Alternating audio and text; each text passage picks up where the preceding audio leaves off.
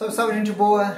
Estamos aqui para mais uma aula, a segunda lição do livro sobre o livro da sabedoria. Nós vamos tratar sobre as circunstâncias e a doutrina do livro da sabedoria. Bom, eu sou o professor Euclides, essa é a Escola Teófilos, então nós vamos continuar mais esta lição do livro da sabedoria. Bom, para entender o conteúdo do livro de sabedoria é necessário reconstruir as circunstâncias que o livro se originou. Bom, o livro se originou por volta do ano 100.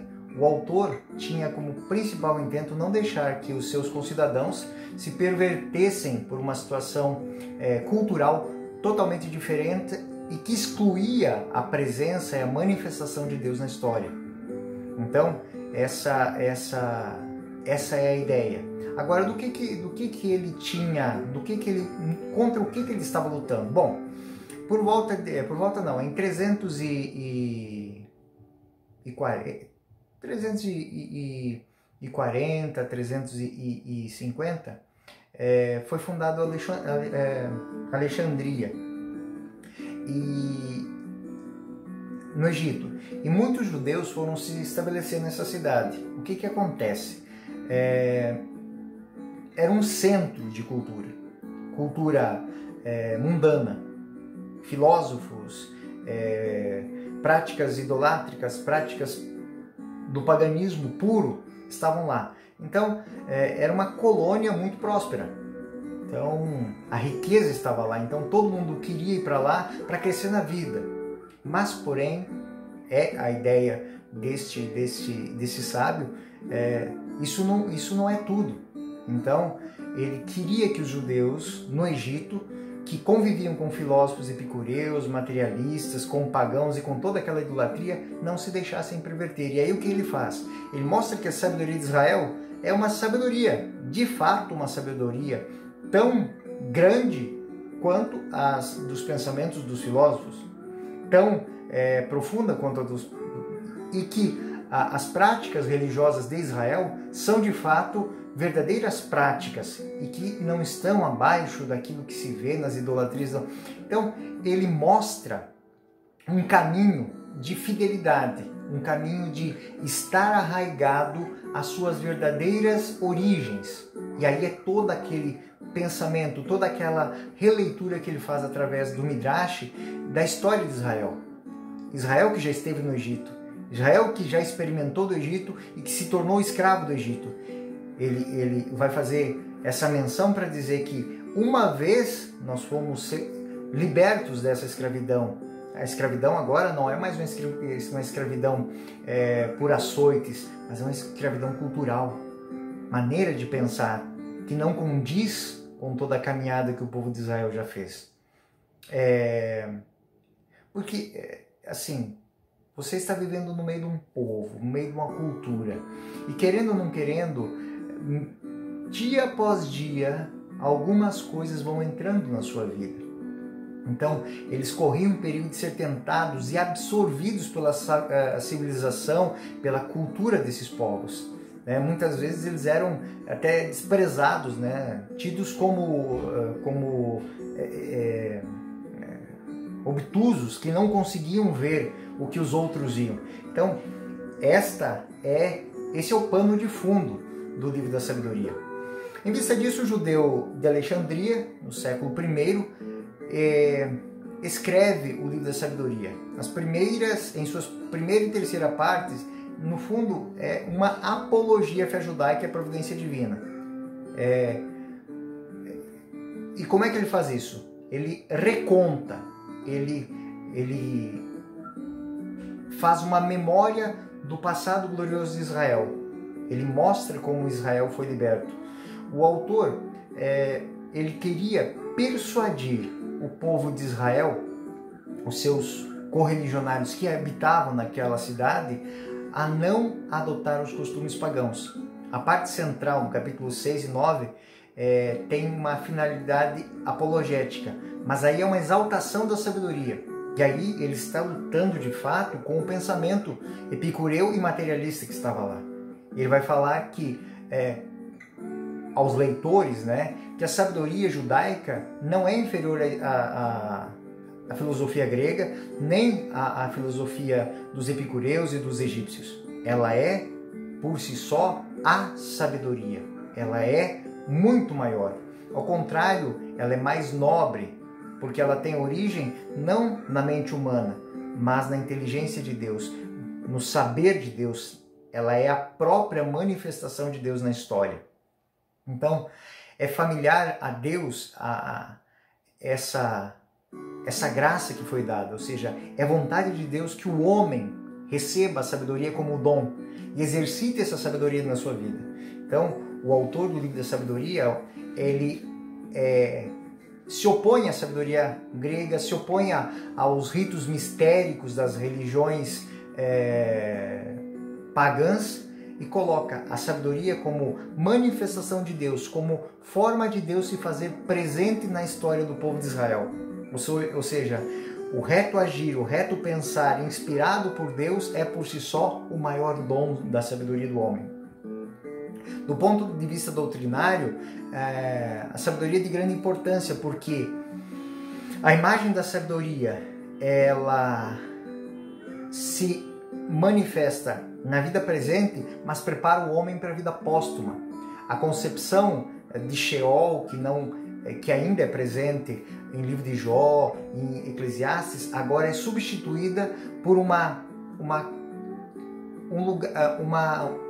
noção mais próxima do Novo Testamento, ou seja, de habitar em Deus, de habitar com a sabedoria, de estar com a sabedoria. Então é uma transcendência do ponto de vista técnico muito maior. Nós não estamos, a sabedoria não nos prepara para ir para um lugar, mas para mergulhar num estado de espírito. Com efeito, o homem é criado por Deus dentro da sabedoria, do livro da sabedoria, com uma finalidade muito interessante, muito própria, ou seja, ele é feito de corpo e de alma, por ato e obra de Deus. Para quê? Para ser a manifestação, para ser igual, para ser capaz de Deus. Igual, eu acho que não é a palavra correta, mas capaz de Deus. Então, a alma, que não é persistente no corpo, ela é aquilo que a gente usa em teologia, ela é eterna, ou seja, uma vez criada, ela permanece. Então, existe uma harmonia entre corpo e alma, ou seja, a alma habita o corpo e o corpo é morada da alma, porém, não é a morada definitiva. Então, isso está presente no livro da sabedoria. E aqui é muito bonito porque essa ideia é uma ideia que supera em muito todas as outras ideias de transcendência existentes na época. Deus fez o homem para a imortalidade, de acordo com a sua imagem e semelhança. Então, isso é muito próprio desse livro, ou seja, é um livro que tem muito de Novo Testamento. E na caminhada nesse pensamento, ele é totalmente diferente. Eu posso dizer assim, que supera em muito Eclesiastes e o livro de Jó, que se desenvolve na antiga teologia do Sheol, da morada, das almas e tudo mais. E aqui o homem vai fazer a sua caminhada e se apresentar diante de Deus, diante de sua justiça, que de acordo com a absorção da sabedoria, ou seja, a vivência da graça, ele permanece em Deus na eternidade. Nós vemos que o livro da sabedoria, ele alude não poucas vezes à sabedoria grega em comparativo. O autor mostra que, embora ele conheça profundamente a sabedoria grega, ele não se deixa aprisionar por ela, ele não se deixa enganar por ela. Ele sabe que a sabedoria, esse dom de Deus dado a todo homem, principalmente aquele que tem que conduzir o seu povo, ela é própria manifestação de Deus. Então, se nós pegarmos Sabedoria 2, 1,15, está lá a teoria dos átomos da filosofia grega. Sabedoria 2, 1,9, nós vamos ver uma descrição do materialismo dos epicureus egípcios. Sabedoria 11, 23 a 12:7 é toda a apresentação do humanismo helenista. Mas tudo isso não se compara ao dom de Deus, à sabedoria de Deus, ou seja, a manifestação que ela é muito anterior ao próprio homem. Ela é a sabedoria. Os vocábulos gregos são ricos, então ele fala da sabedoria se expressando numa linguagem filosófica. Então, o livro da sabedoria é escrito em língua grega, né? E por isso um dos problemas, ele não foi reconhecido pelos judeus. Não foi reconhecido pelos judeus e também não entra no cânone dos livros dos evangélicos, exatamente por causa disso, porque não faz parte do cânon grego. Mas os autores mostram que, embora exista muita divergência sobre a datação do livro da sabedoria, o livro da sabedoria ele é propriamente uma estrutura para fazer o povo de Israel valorizar a sua religião, valorizar os seus valores, valorizar a sua maneira, a sua cultura, ao ponto, sem se sentir menosprezado pelas culturas dos povos circunvizinhos. Então, o livro da sabedoria é, por assim dizer, uma grande joia, porque faz com que o povo de Israel entenda que não existe nada na sabedoria do povo de Israel que não supere muito a sabedoria dos homens. Então, é uma expressão muito, muito bonita que nós vamos ver que o Novo Testamento tomou o livro da sabedoria e foi em vários locais parafraseando aquilo que já era cultura, já era ensinamento, já era teologia no judaísmo, mas que não foi bem acolhido, talvez pelo ambiente local, mas que já está apresentado a eles. Então, se nós pegarmos Sabedoria 12:22 e compararmos com Romanos 9 sobre o desígnio de Deus, ou seja, a magnitude dos desígnios insondáveis de Deus, que muitas vezes não são compreensíveis a nós, mas são frutos da providência, da onisciência e da onipotência de Deus. Deus que sabe tudo e sabe conduzir o povo, sabe conduzir a história da humanidade. Sabedoria 9:15, se compararmos com 2 Coríntios 5:4, nós vamos ver algo muito bonito e profundo da transcendência da alma. Sabedoria 3:5 e 6 com 1 Pedro, a aflição do tempo é penhor de vida eterna. Então, aquilo que é loucura para judeus, ou seja, o próprio mistério da cruz pode ser comparado, pode ser entendido por esse prisma, por esse ponto de vista.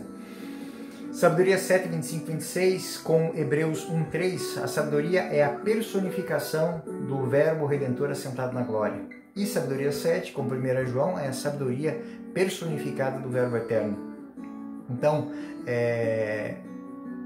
o livro da sabedoria é essa grande obra desse autor alexandrino do primeiro século antes de Cristo. É um convite ao povo de Israel a não se deixar envolver pelas outras culturas, pelas outras religiões que estavam presentes. Para nós é um bom livro para fazermos uma grande reflexão, primeiro, sobre a nossa vida. Segundo, sabermos que a sabedoria, a verdadeira sabedoria, ela não é fruto de estudo, não é fruto de... Ela também é dom de Deus. Ela é dom da graça. Então, a graça de Deus que se manifesta na nossa vida para que nós possamos ter reta intenção, reto agir, uma reflexão não atrelada ao quanto vou ganhar, quanto vou experimentar disso, mas saber que no passo a passo nós vamos conhecendo os desígnios de Deus na nossa vida e na nossa caminhada. Bom, ele foi adotado por nós cristãos como escritura canônica desde os primeiros séculos, que viam do livro de sabedoria o passo mais adiantado do Antigo Testamento em relação ao Novo. Então, o livro da sabedoria é o mais moderno, o mais evangélico, o mais canonicamente próximo da teologia do Novo Testamento, de toda a Sagrada Escritura. Então, esta obra-prima do pensamento judeu, ele é podemos assim, uma ponte entre o Antigo Testamento e o Novo, sabendo que o mesmo Deus, a mesma graça, a mesma que se manifesta no Antigo, se personifica, e o Verbo divino se fez carne e habitou entre nós. Esse Verbo que falou aos antigos pais e que se manifestou em Jesus Cristo, fala a cada um de nós hoje pelo dom do seu Espírito. Então, eu espero que vocês tenham aproveitado mais essa lição. Falamos sobre o Livro da Sabedoria. Sou o professor Euclides, Escola Teófilos. Até a próxima, se assim Deus permitir. Fiquem com Deus.